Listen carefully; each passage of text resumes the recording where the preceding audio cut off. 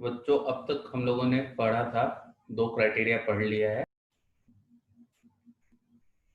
Congruency का दो criteria हमने पढ़ लिया है। क्या था पहला क्राइटेरिया जो हमने पढ़ा है?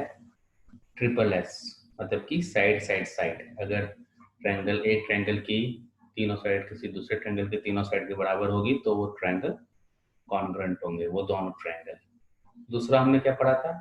एस ए एस, सास, यानी कि एक साइड फिर एक एंगल और फिर एक साइड, इस तरह से एस ए एस। अगर किसी दूसरे ट्रायंगल के एस से एस के बराबर होगा तो वो कॉन्ग्रुएंट होगा, जो हमने प्रीवियस वीडियोस में देख लिया है। अब हम आके थर्ड न्यू क्राइटेरिया पढ़ेंगे, जिसको कि हम लोग कहते हैं A S A. A S A, A S A congruence criteria है ये हमारा, ठीक है। A S A congruence criteria, ठीक है। अब देखिए नाम से आपको पता चल जाएगा, जैसे हर एक का नाम से आपको पता चल रहा है उस तरह से यहाँ पे नाम से पता चल जाएगा। मतलब क्या? ए से एंगल, एस से साइड और फिर ए से एंगल। यहाँ पे क्या था? दो साइड उसके बीच का एंगल आना चाहिए। यहाँ पे क्या है? दो एंगल उसके बीच का साइड। अगर ये एक ट्रायंगल का दूसरे ट्रायंगल के बराबर हो जाए तो वो दोनों ट्रायंगल कॉन्ग्रुएंट होंगे, ठीक है। तो ए सॉरी, तो हम जो ए एस ए कॉन्ग्रुएंसी का क्राइटेरिया है उसका एग्जैक्टली लिखते कैसे हैं ये भी हमें पता होना चाहिए कि क्या है। तो इफ अंडर अ कॉरस्पॉन्डेंस, मतलब सेम टू सेम होना चाहिए इस ट्रायंगल का दूसरे ट्रायंगल के साथ, ठीक है। If under a correspondence to angles and the included side, ठीक है, याद रखना है to angles and the included side, मतलब कि बीच का साइड, दोनों के बीच में जो साइड है, एंड द इंक्लूडेड साइड। यानी कि अगर इस तरह से ट्रायंगल है तो ये एंगल और ये एंगल और उसके बीच का साइड, यानी कि ये वाला साइड, ठीक है। या फिर अगर ये एंगल हुआ और ये एंगल हुआ तो इसके बीच का ये साइड हुआ, तो इस तरह से आना चाहिए, दो एंगल के बीच वाला साइड होना चाहिए, ठीक है। तो two angles and the included side of a triangle are equal to, ठीक है, आर इक्वल टू यानी कि बराबर होंगे टू टू कॉरस्पॉन्डिंग, मतलब सेम, जो जैसे इधर के हैं वैसे ही उधर के होने चाहिए, ठीक है। Two corresponding angles and the included side of another triangle, okay, and the included side of another triangle, ठीक है। अगर ऐसा हो जाए then the two triangles are congruent, ठीक है। समझ गए ये बात को? तो जो ये लिखा हुआ है इतना वो आपको रटने की जरूरत नहीं है, समझने की जरूरत है कि सिंपल है। अगर ये एक ट्रायंगल है और इस तरह से एक ट्रायंगल है, अगर ट्रायंगल के ये एंगल, ये साइड और ये एंगल सामने वाले दूसरे ट्रायंगल के सपोज कोई भी दो एंगल हो जाए, ये एंगल और इस साइड के बराबर है, अगर ऐसा भी हो जा रहा है, अगर ये दोनों एंगल और इस साइड के बराबर भी हो जा रहा है तो भी ये दोनों ट्रायंगल कॉन्ग्रुएंट होंगे, ठीक है। हमें सिर्फ होना चाहिए कि दो एंगल और उसके बीच की साइड ये इक्वल होनी चाहिए, ठीक है। अब हमें ये प्रूफ करना रहेगा कि हाँ दो ट्रायंगल कॉन्ग्रुएंट है कि नहीं है, दो ट्रायंगल कॉन्ग्रुएंट है कि नहीं है, ये हम प्रूफ करेंगे ए से कॉन्ग्रुएंस के थ्रू, ठीक है। तो हम लोग को ये क्वेश्चन लेंगे कि इस जो ए से कॉन्ग्रुएंस है ये सही है कि नहीं है, ठीक है।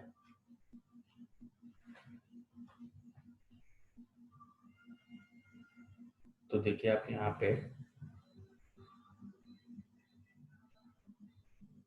ट्रायंगल बना रहा हूँ, ठीक है।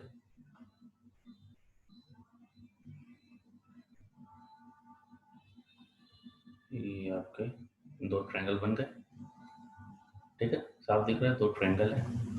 अब ये ए ओ सी बी ओ डी इस तरह से ट्रायंगल है, ठीक है।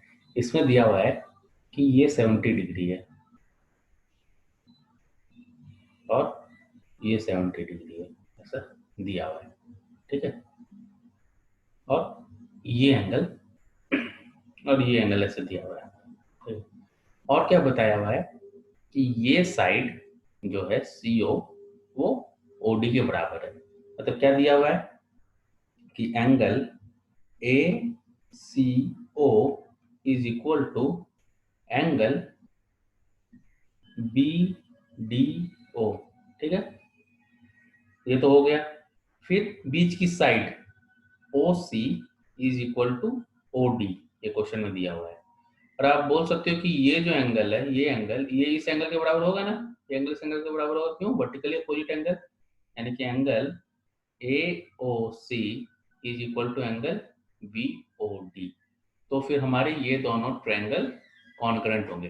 बट अभी कॉन्करेंट किस तरह से होंगे? क्या आप ऐसे लिख दोगे कि triangle AOC is concurrent to triangle DOB, AOC is congruent to DOB? नहीं, ऐसे नहीं लिखेंगे।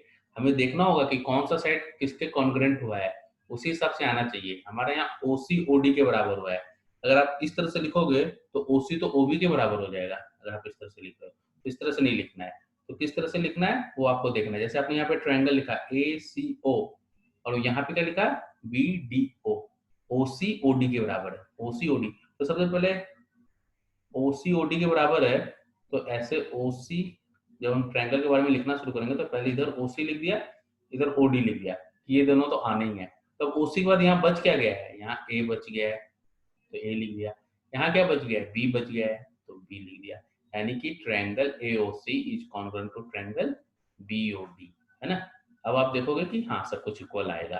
AOC BOD के बराबर है, ACO BDO के बराबर है। तो इस तरह से लिखना है। तो किस तरह, कौन से नियम के थ्रू ये कॉन्ग्रुएंट हुआ? ASA, ठीक है। ASA रूल लगा के हमने इसे कॉन्ग्रुएंट प्रूफ कर दिया। तो इस तरह से अब तक हम लोग 3 पढ़ चुके हैं कि 3 तरीके से हम लोग ट्रायंगल कॉन्ग्रुएंट है कि नहीं है ये बता सकते हैं, ठीक है। तो हम लोग कुछ क्वेश्चंस कर लें इसके ऊपर, बता पाएं कि ये कॉन्ग्रुएंट है कि नहीं है, ताकि हमारा और कंसेप्ट क्लियर हो जाए इस चीज को लेकर। ओके,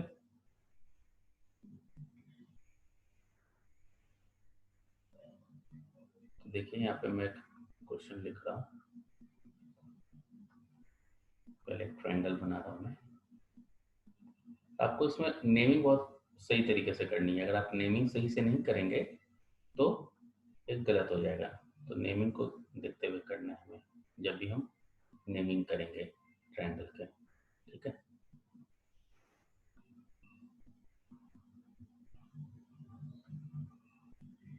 ये देखिए ऐसा उल्टा ट्रायंगल बना हुआ है, बट इसका तो ये नहीं कि कॉन्ग्रुएंट नहीं हो सकते, वो हमें देखना होगा कि ये कॉन्ग्रुएंट है कि नहीं है। ओके, अब इस ट्रायंगल का नाम दिया हुआ है ABC और इस ट्रायंगल का नाम दिया हुआ है DEF। इस तरह से ट्रायंगल का नाम दिया हुआ है। ओके, अब दिया हुआ है कि ये जो एंगल है ये 40 डिग्री है, ऐसा दिया हुआ है, ठीक है। और यहाँ पे ये एंगल 40 डिग्री दिया हुआ है, यहाँ पे ये एंगल 60 डिग्री दिया हुआ है, यहाँ पे ये एंगल 60 डिग्री दिया हुआ है। और ये जो बीच वाली साइड है ये दी हुई यहाँ पे, ये 4 सेंटीमीटर है। ये वाली साइड यहाँ पर भी 4 सेंटीमीटर है। अब आपसे पूछा गया है क्या ये दोनों ट्रायंगल कॉन्ग्रुएंट हैं? आपको बताना है क्या ये दोनों ट्रायंगल कॉन्ग्रुएंट हैं, और अगर हैं तो उन्हें हम कैसे लिखेंगे कि ये दोनों आपस में कॉन्ग्रुएंट हैं। तो देखिए हमें हमेशा यहाँ पे हम देख रहे हैं कि 2 ट्रायंगल और एक साइड के बारे में दिया हुआ है, 2 एंगल और एक साइड के बारे में, एक ये एंगल और उसके बीच की साइड। यहाँ पर भी एक एंगल और उसके बीच की साइड ऐसा दिया, यानी हम लोग AS एक कंसेप्ट लगा सकते हैं। अब देखते हैं कौन सा एंगल किसके बराबर है। सब angle ABC, angle ABC is equal to angle DFE। क्यों? क्योंकि दोनों 40 डिग्री दिया हुआ है इक्वल, तो एक एंगल तो आ गया। अब देखो उसके बीच का ही एक साइड आया कि BC side is equal to FE side, ठीक है। क्यों? क्योंकि दोनों 4 सेंटीमीटर दिया हुआ है, तो साइड आ गया। फिर अब angle BCA is equal to angle FED। क्यों? क्योंकि ये 60 डिग्री है। तो देखिए ASA ये कॉन्ग्रुएंसी के ये रूल लगाने से ये दोनों ट्रायंगल कॉन्ग्रुएंट हो गए। अब इन दोनों ट्रायंगल को हम लिखेंगे कैसे, कौन से इक्वल है, कैसे लिखेंगे? तो सबसे पहले आप यहाँ पे देख लो कि आपने यहाँ BC लिखा है, यहाँ FE लिखा है, तो उसी रूल के अकॉर्डिंग यहाँ पर है कि नहीं, यहाँ भी BC है, यहाँ भी FE है, यहाँ भी BC है, यहाँ पर भी FE है। मतलब आप इस तरह से लिख सकते हो triangle ABC is congruent to triangle DFE, ठीक है। ये ऐसे का कंसेप्ट लगा के हमने ये लिख दिया कि ये दोनों कॉन्ग्रुएंट होंगे, ठीक है। क्लियर है? हम चाहे तो इसमें और भी कुछ क्वेश्चंस कर सकते हैं। अगर आपको कंसेप्ट क्लियर नहीं हुआ तो आप अपनी बुक से जितने भी इस तरह के क्वेश्चन हो सकते हैं वो सब क्वेश्चंस बनाएं, ताकि और ज्यादा आपके कंसेप्ट क्लियर हो जाए, ठीक है। अब इसमें मैं और एक कंसेप्ट दे रहा हूँ जो कि सिर्फ राइट एंगल ट्रायंगल के लिए होता है। राइट एंगल ट्रायंगल मतलब क्या होता है? जिसमें एक 90 डिग्री होता है। तो जो फोर्थ क्राइटेरिया है कॉन्ग्रुएंसी का, उसे हम कहते हैं RHS कॉन्ग्रुएंस क्राइटेरिया, ठीक है। RHS, R मतलब क्या? राइट एंगल, बताइए। राइट एंगल मतलब कि 90 डिग्री, मतलब कि दो ट्रायंगल जिसमें दोनों 90 डिग्री है, तो उसमें हम RHS क्राइटेरिया लगा सकते हैं। H क्या हो गया? H इज हाइपोटेन्यूस, ठीक है। और S मतलब क्या हो गया? साइड, मतलब फिर कोई भी एक साइड। अगर दो ट्रायंगल, क्योंकि राइट एंगल ट्रायंगल है, उसमें तो ऑब्वियसली एक राइट एंगल ट्रायंगल हो ही गया, एक हाइपोटेन्यूस और एक साइड अगर राइट एंगल ट्रायंगल का इक्वल है दूसरे ट्रायंगल के हाइपोटेन्यूस और एक साइड से, तो दोनों ट्रायंगल कॉन्ग्रुएंट होंगे, ठीक है। कैसे? आप समझो कि जैसे कि ऐसे ये एक ट्रायंगल है ABC जिसमें कि B ये 90 डिग्री है, ठीक है। उसी तरह से दूसरा एक ट्रायंगल है DEF, ठीक है, DEF, उसमें ये 90 डिग्री है। अब दे दिया गया है कि AC is equal to DF, ये दे दिया, मतलब कि दोनों का हाइपोटेन्यूस इक्वल हो गया, AC is equal to DF। तो राइट एंगल ये पहला क्राइटेरिया मिल गया, हाइपोटेन्यूस ये दूसरा क्राइटेरिया मिल गया। अब कोई भी एक साइड अगर इक्वल हो जाए, अगर ये BC इक्वल हो जाए EF के या फिर DE के, किसी के भी इक्वल हो जाए, तो ये RHS क्राइटेरिया लग जाएगा, हमारा RHS क्राइटेरिया लग जाएगा। और हम बोल सकते हैं कि triangle ABC is congruent to triangle DEF। तो ये एक स्पेशल केस है जो कि सिर्फ 90 डिग्री वाले में ही लगेगा, ऐसे ट्रायंगल में ही लगेगा जो 90 डिग्री होता है, ठीक है। क्लियर है? कोई डाउट नहीं इसमें? ये एक स्पेशल केस है, तो आप जब भी राइट एंगल देखोगे तो सबसे पहले यही वाला क्राइटेरिया लगाओ, ठीक है। अब हम कुछ क्वेश्चंस करेंगे।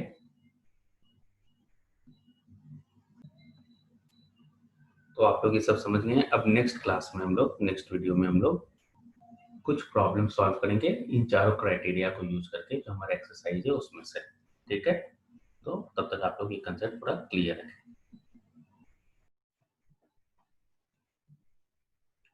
तो आज हम लोग अब कुछ क्वेश्चंस देखेंगे कॉन्ग्रुएंसी पे, क्योंकि हमने कॉन्ग्रुएंसी क्या होती है, क्राइटेरिया क्या है कॉन्ग्रुएंसी का, ये सब पढ़ लिया है, तो हम उस पर क्वेश्चन सॉल्व करेंगे, ठीक है। तो आपको यहाँ पे क्वेश्चंस नजर आ रहे होंगे। देखिए पहला क्वेश्चन क्या है, which congruence criteria do you use in the following, मतलब हर एक क्वेश्चन दिया हुआ है और इसमें आप कौन सा कॉन्ग्रेंस क्राइटेरिया लगाएंगे ये बताने के लिए कि ट्रायंगल कॉन्ग्रेंस है कि नहीं है। ठीक है, तो ये बता दिया गया कि हाँ ये ट्रायंगल कॉन्ग्रेंस है, बट क्राइटेरिया कौन सा लगा उसका हमें नाम बताना है। देखिए इसमें क्या दिया हुआ है, A C is equal to D F, ये दोनों साइड बराबर है। A B is equal to D E, यानी ये दोनों साइड बराबर है। And B C is equal to E F, ये साइड बराबर है। यानी एक ट्रायंगल के तीन साइड दूसरे ट्रायंगल के तीन साइड के बराबर है। तो ये A B C D F के कॉन्ग्रेंस हो गया। क्यों हुआ, कौन सा क्राइटेरिया लगा, हमें यही क्राइटेरिया तो बताना है। तो क्राइटेरिया कॉन्ग्रेंस क्राइटेरिया इसमें क्या हुआ, S S S, side side side.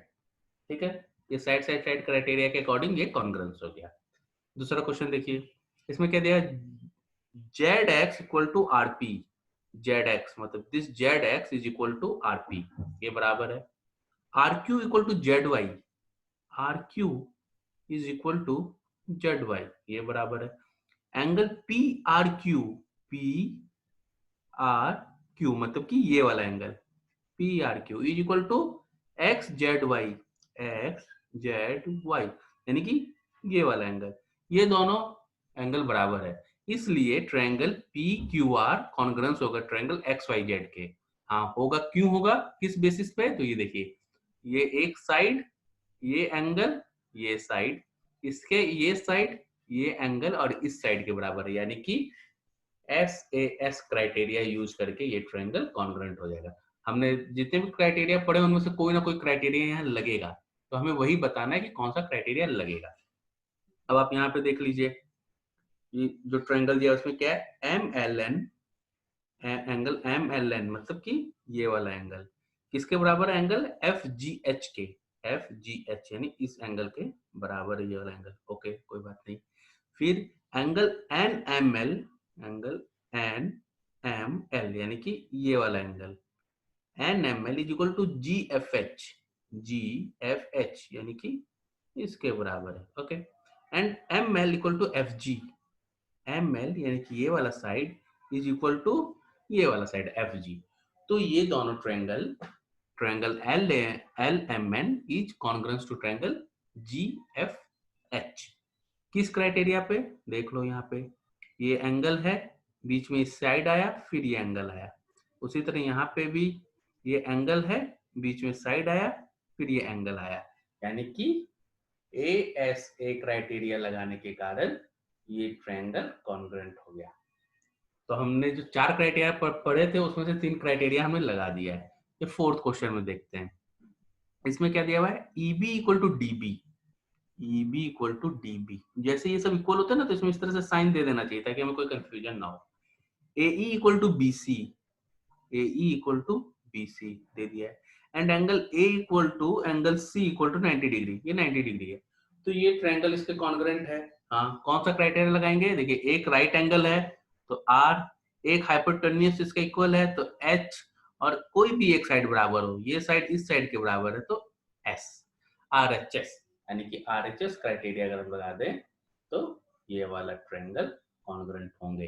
तो हमें पता चल गया कि ये ट्रायंगल्स क्यों कॉन्ग्रुएंट है और इनके क्राइटेरिया क्या है।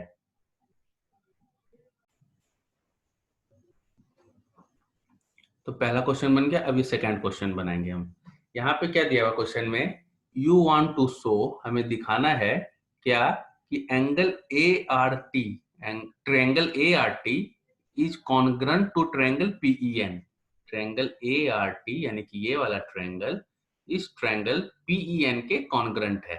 ठीक है, अब अगर हम बता रहा है कि कौन कौन सा क्राइटेरिया लगा के दिखाएंगे तो हम प्रूफ कर पाएंगे। अगर हम SSS क्राइटेरिया लगाएं, SSS क्राइटेरिया लगाए तो हमें क्या प्रूफ करना होगा, यू नीड टू शो, क्या दिखाना होगा, SSS क्राइटेरिया मतलब तीनों, एक ट्रायंगल का तीन साइड दूसरे ट्रायंगल के तीन साइड के बराबर होगा।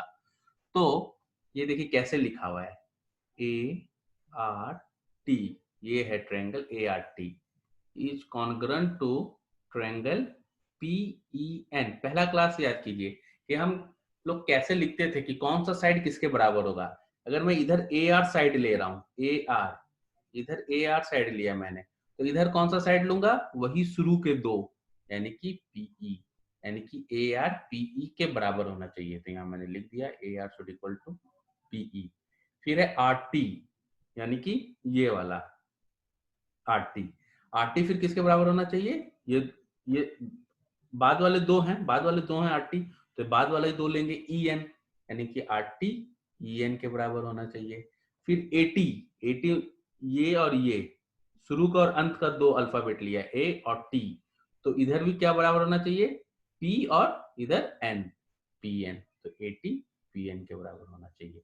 तो अगर ये तीनों बराबर हैं तो ट्रिपल एस क्राइटेरिया लगा के हम लोग दिखा सकते हैं कि ये ट्रायंगल इस ट्रायंगल के कॉन्ग्रुएंट है। ठीक है, ये वाली बात क्लियर है? इसमें बस हमें यही दिखाना है, ये बता दिया है कि ये इक्वल है, क्राइटेरिया हम कैसे लगा रहे हैं और साइड से हमें कैसे लिखना है, ये मैंने पहले क्लास में बताया था, उसी को ध्यान में रखते हुए हमें लिखना है। अब देखिए इसमें दिया हुआ है, if it is given that angle T, angle T मतलब ये वाला angle, angle T is equal to angle N, ये दिया हुआ है कि angle T is equal to angle N, ये दिया हुआ है। तो बोल रहा है कि एसएएस क्राइटेरिया यूज कीजिए, एसएएस क्राइटेरिया यूज कीजिए और बताइए कि ये दोनों ट्रायंगल है तो आर टी किसके बराबर होना चाहिए। तो फिर सेम एक ही जैसा क्वेश्चन है ये कि A R T P E N के कॉन्ग्रुएंट है, तो ये आर टी किसके बराबर होना चाहिए? ई एन के बराबर होना चाहिए। तो आर टी ई एन के बराबर होना चाहिए। पी एन पूछा, यानी कि ये दो पी एन, ये किसके बराबर होगा? तो इधर शुरू का और अंत का अल्फाबेट लिए तो इधर भी शुरू और अंत का अल्फाबेट लेंगे, यानी ए टी के बराबर होना चाहिए। सिंपल क्वेश्चन है, तो ये आप लोग समझ गए कि कैसे बनाना है।